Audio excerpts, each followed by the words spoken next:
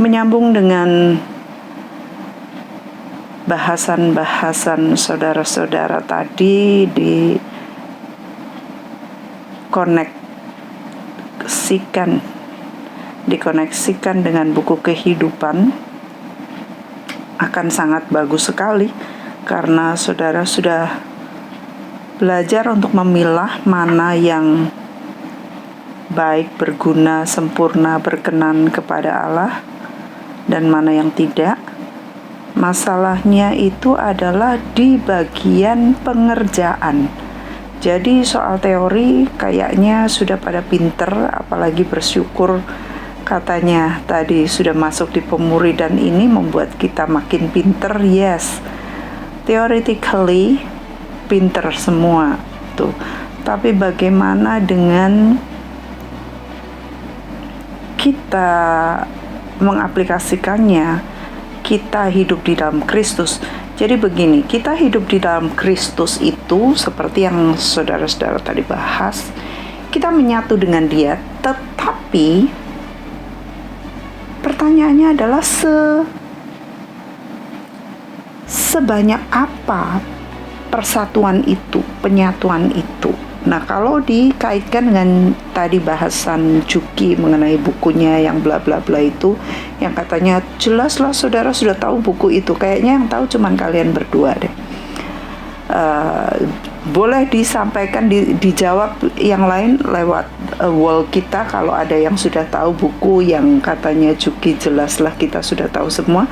Mungkin ada yang bisa angkat tangan yang tahu yang ditulis di sana, silakan. Nah, seberapa banyaknya penyatuan kita dengan Tuhan seperti penyatuan antara suami istri, intimasi itu.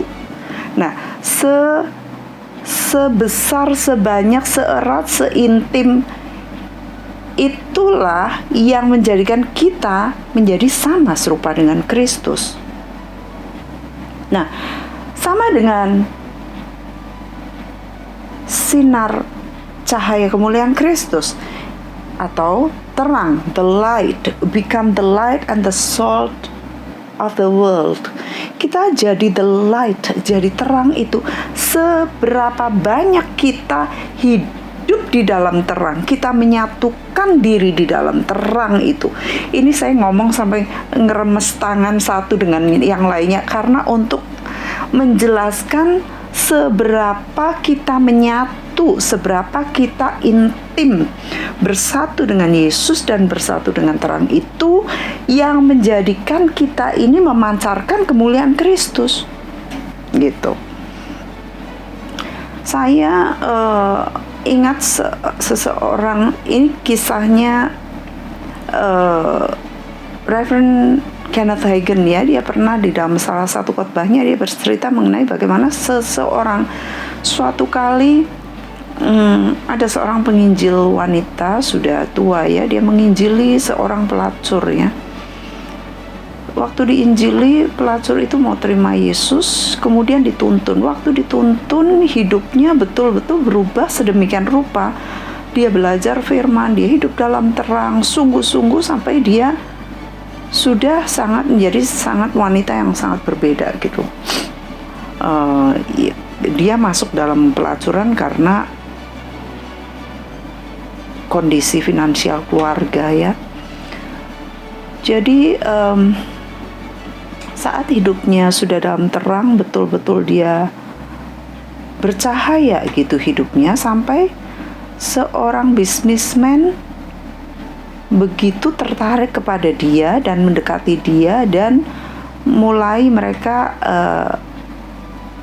menjalin komunikasi hubungan sampai akhirnya pria ini serius, dia mau kawinin ini perempuan gitu.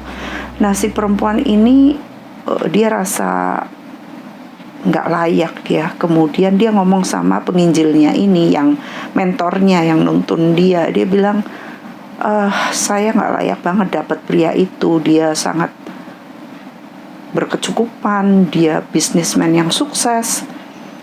Dan aduh, kalau dia sampai tahu masa lalu saya bagaimana ya, apalagi keluarganya yang baik-baik dan sebagainya. Itu sebabnya tolong sembunyikan saya ingin pergi keluar kota untuk menghapus semua masa lalu saya dan supaya pria itu tidak mendapatkan saya lagi gitu. Akhirnya dia pergi dan kemudian pria ini tentunya mencari-cari kan.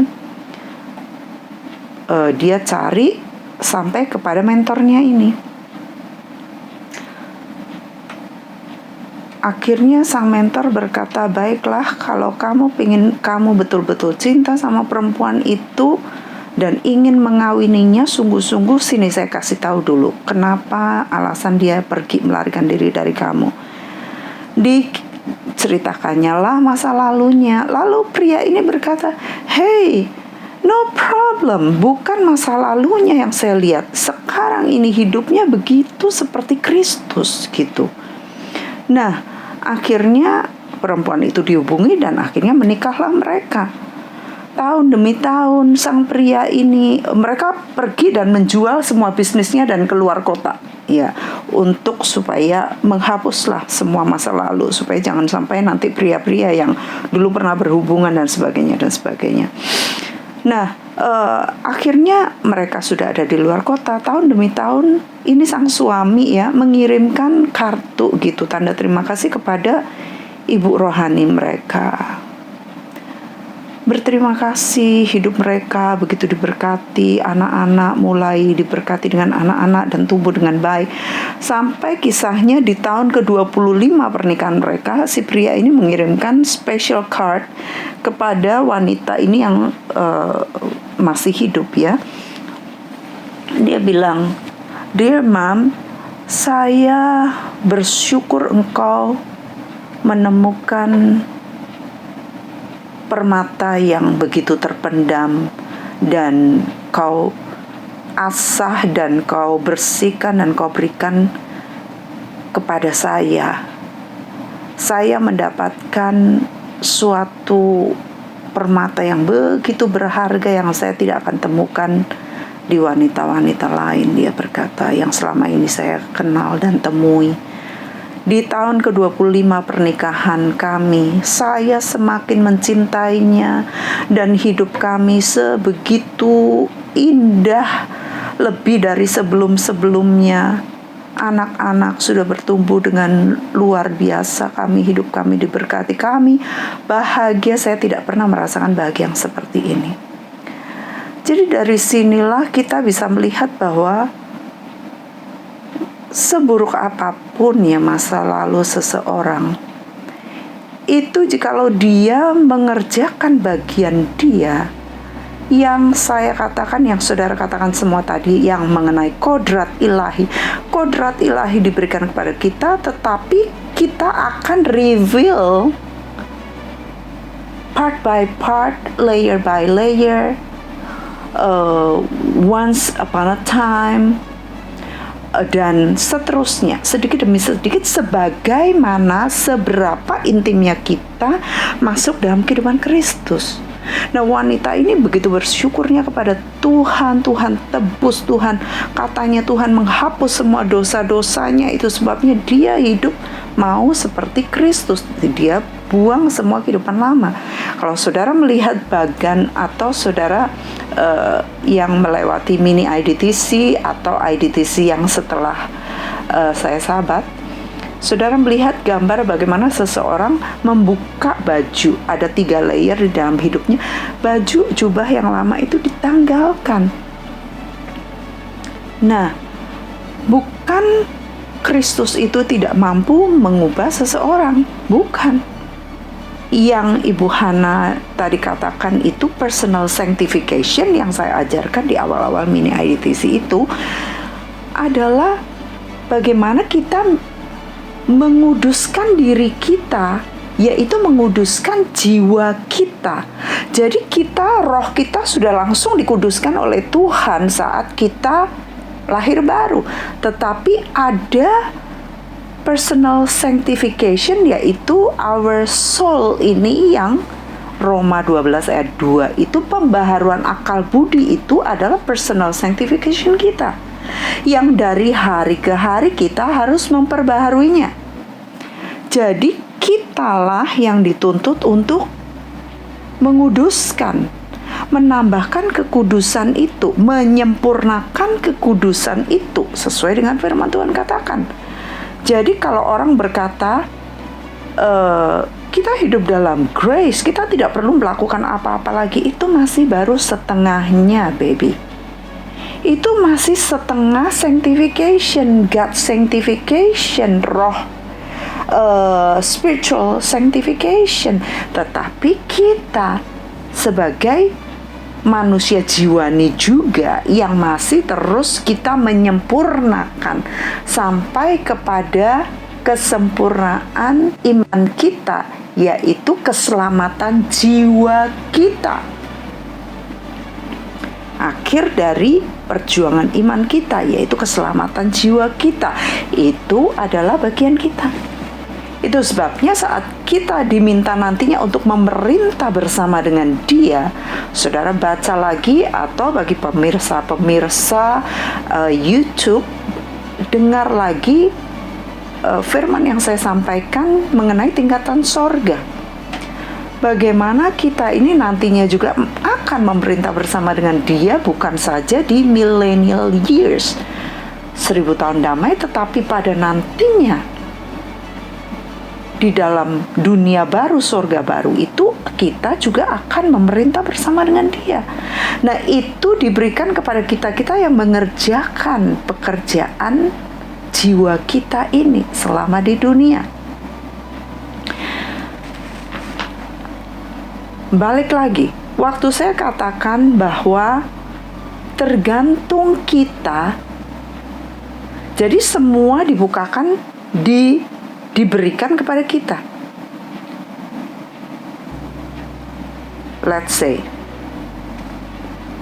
seorang di dalam keluarga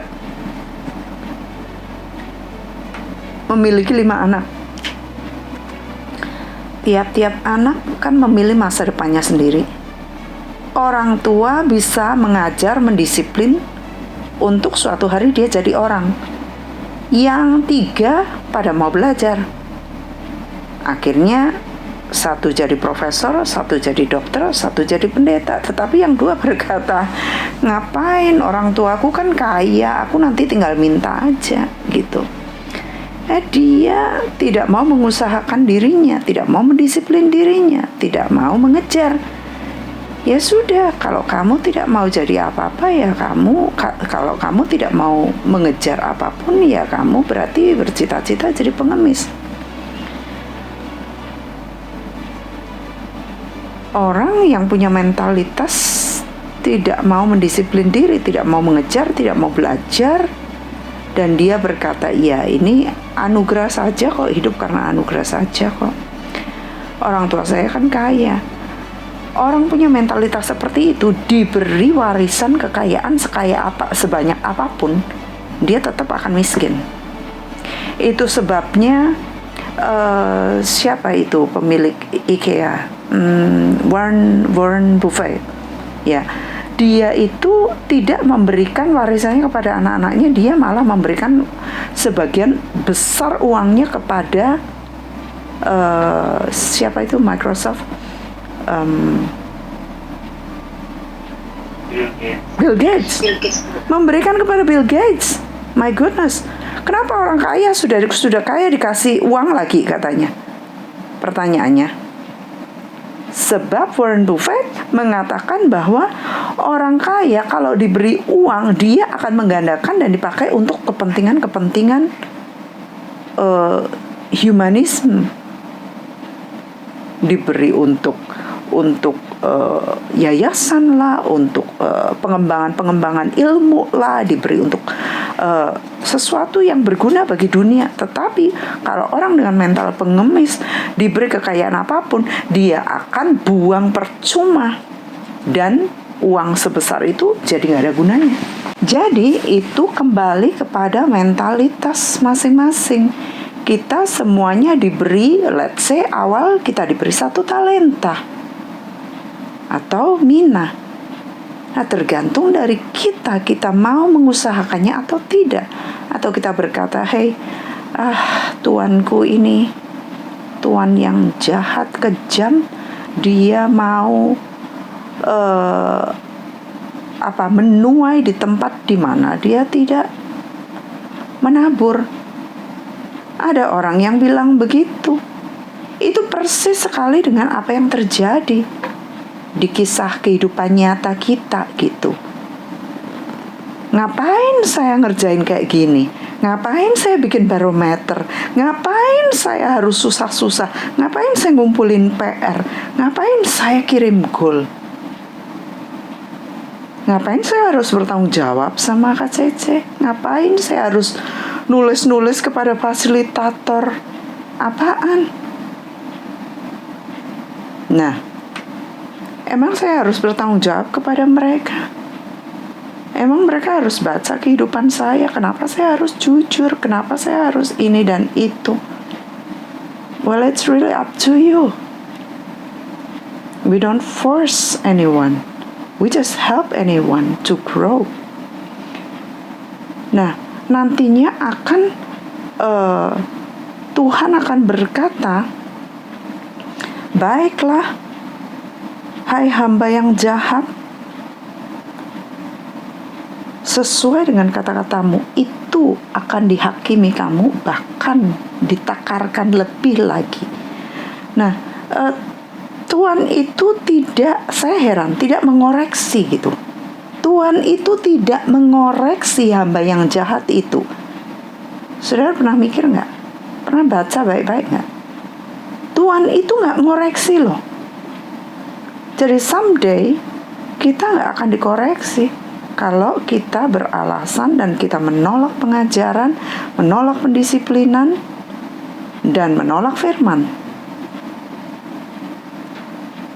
Saya juga heran pada waktu Yudas itu mau menjual gurunya.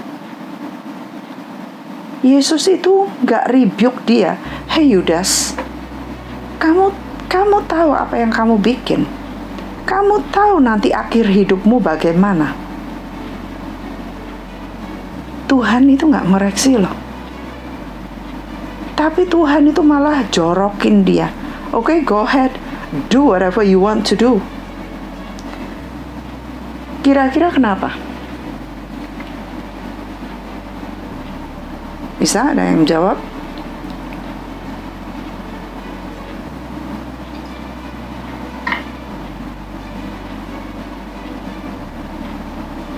Apakah nantinya Tuhan gak disalahkan? Ya, gimana? Silakan. Mungkin supaya merasa jerah, Bu. Supaya jerah. Jadi seperti sebetulnya dicorokkan juga itu satu pendisiplinan juga supaya dia tahu salahnya di mana. Wih, jahat banget dong. Jahat banget. Dijorokin supaya jerah. Bukan jerah kalau udah udah di alam baka, gimana jerahnya? Gimana yang lain? Tuhan kasih kehendak bebas. Kehendak bebas. Jadi, ya, pilihan dan keputusan ada pada diri Yudas. Bukankah Tuhan sayang kepada anak-anaknya?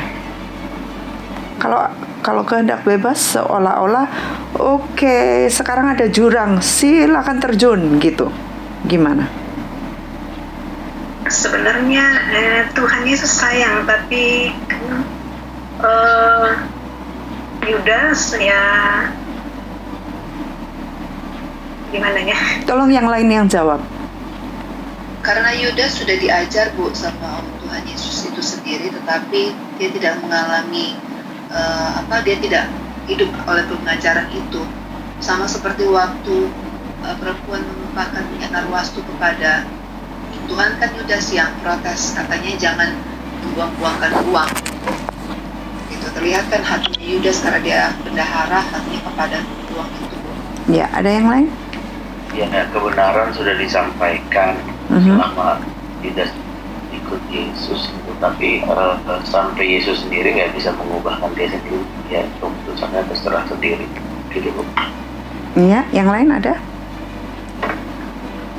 Saya rasa ketika Yesus merebuke dia pun, dia tetap akan melakukan hal tersebut karena mungkin pada saat itu dosanya itu sudah matang sekali. Iya, terima kasih. Bagus sekali jawaban-jawabannya. Exactly. Itulah yang terjadi jikalau kita ini sudah make up our mind. Ya, kita sudah make up our mind, kita sudah desiring that thing. Kita sudah willingly,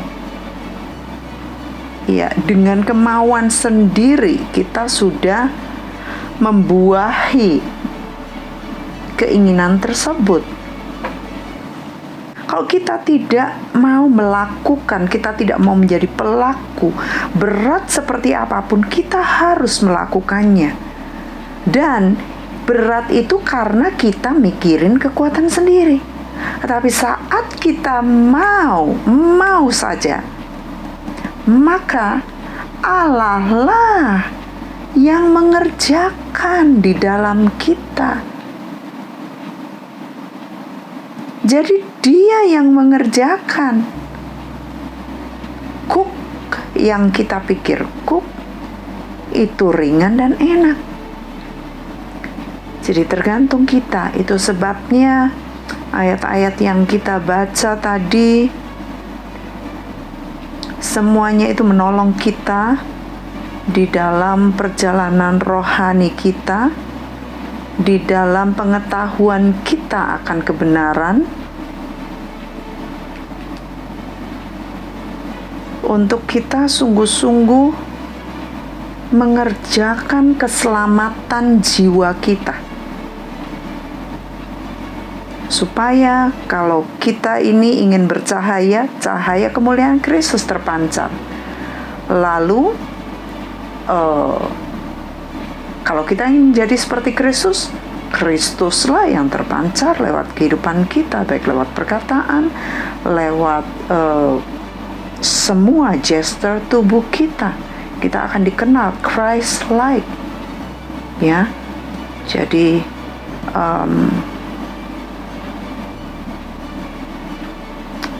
itulah tugas kita. Ya, sampai di sini apakah ada pertanyaan atau pernyataan? Silakan.